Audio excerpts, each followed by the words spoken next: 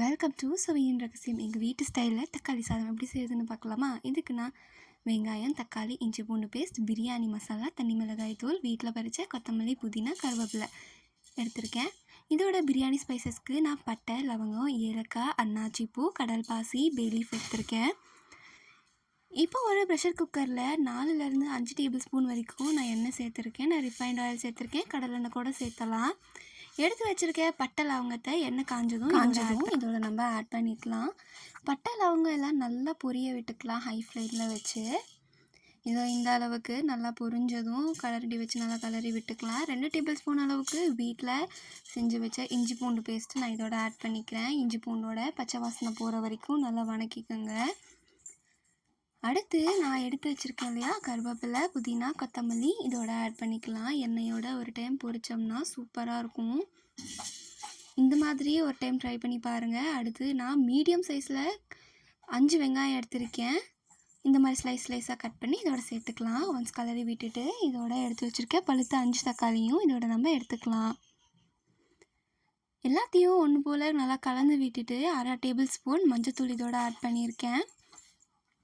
அடுத்து எடுத்து வச்சுருக்கேன் biryani masala 1 tablespoon add பண்ணியிருக்கேன். அடுத்து வரமிளகாய் தூள் 1/2 ஸ்பூன் ஆட் பண்ணியிருக்கேன்.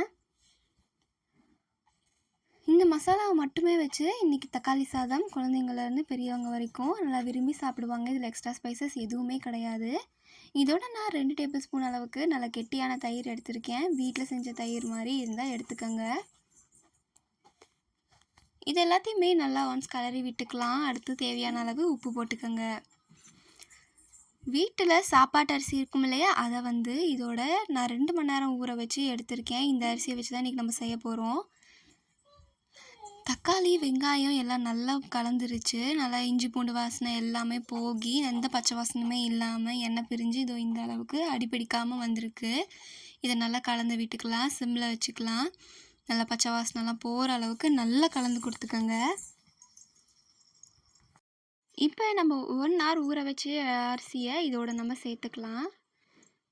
ரொம்ப நேரம் ஊற வச்சா இந்த மாதிரி மசாலாவோட அரிசியை கலக்கும்போது அரிசியெல்லாம் உடஞ்சிடும். ஸோ ஒரு 1 hour மட்டும் நான் ஊற வச்சு எடுத்திருக்கேன். அரிசியும் மசாலாவையும் நல்லா கலந்து கொடுங்க. அப்போ தான் மசாலா அரிசியோட சேரும்.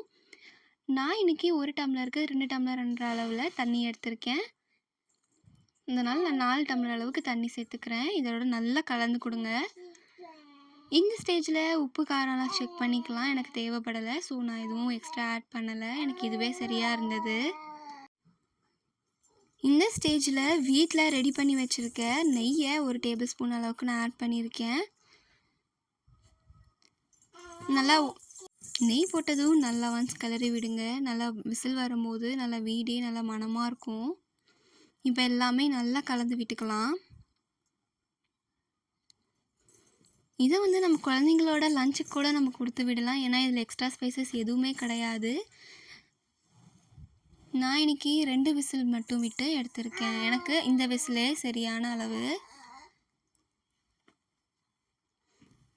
நல்ல ப்ரெஷர் எல்லாமே ரிலீஸ் ஆனதும் ஒரு பிளேட்டில் சர்வ் பண்ணிக்கலாம். இதோட நம்ம வத்தல் வச்சு சாப்பிட்டோம்னா சூப்பர் டேஸ்ட்டில் உதிரியான தக்காளி சாதம் ரெடி ஆகிடுச்சு. ட்ரை பண்ணிவிட்டு மறக்காமல் எப்படி இருந்ததுன்னு சொல்லுங்கள்.